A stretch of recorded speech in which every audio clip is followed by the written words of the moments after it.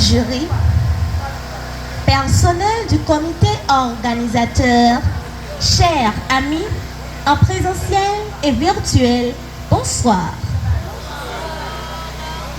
Permettez-moi de me décrire en ces trois mots: résilience, éloquence et inspiration. Oui, résiliente par la foi, éloquente par la passion et inspirante par l'exemple.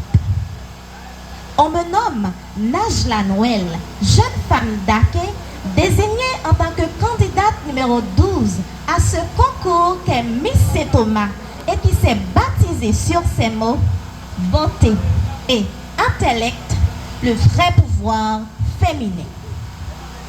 Je ne prétends pas tout savoir, mais je viens partager ce que je suis.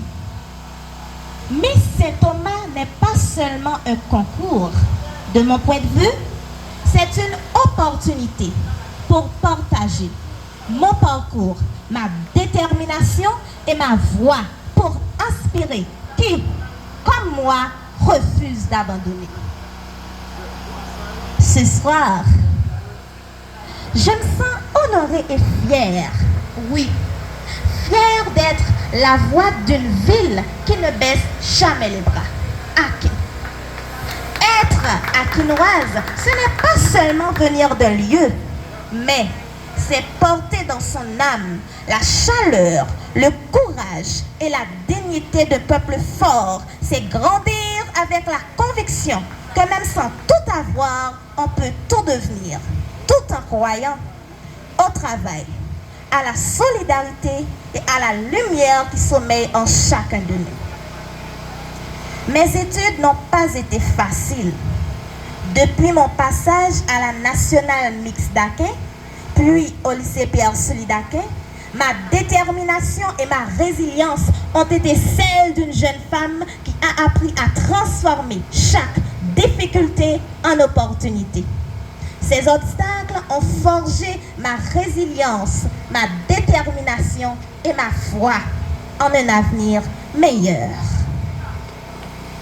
Je rêve d'un Aké où l'éducation devient un tremplin et non une barrière, où le savoir devient un levier d'émancipation, où chaque jeune trouve un espace pour grandir. Ce qui m'a toujours soutenu, c'est ma passion pour l'art. Chanter, danser et lire. Ces passions m'ont donné une notoriété et surtout, elles m'ont aidé à rester motivée et déterminée dans mon quotidien. Je veux m'adresser aux jeunes gens de cette génération, surtout ceux qui ont des rêves mais qui commencent à croire que ce ne sont pas faits pour eux.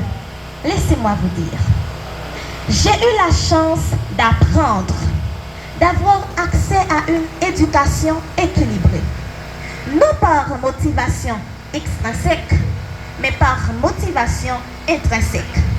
C'est juste pour vous dire que vous êtes les seuls maîtres. Connaissez-vous l'histoire du bambou chinois? Lorsqu'on plante sa graine, rien ne pousse pendant 4 longues années. Puis, soudain, à la 5e année, il pousse de 25 mètres en seulement quelques semaines. Le moral de cette histoire, c'est que le silence de la croissance ne signifie pas l'absence du progrès. Et vous aussi. Même si vous ne voyez pas encore les résultats de votre travail, vous êtes peut-être en train de construire quelque chose de solide en profondeur. Vous, la nouvelle génération, souvenez-vous toujours de ces 3 bons conseils.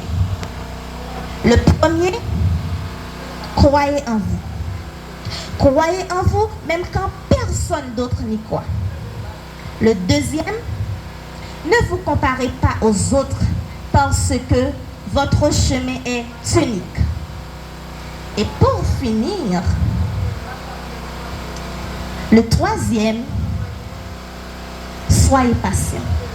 Oui, soyez patient, mais ne soyez jamais passif parce qu'un rêve devient réalité le jour où tu refuses d'abandonner.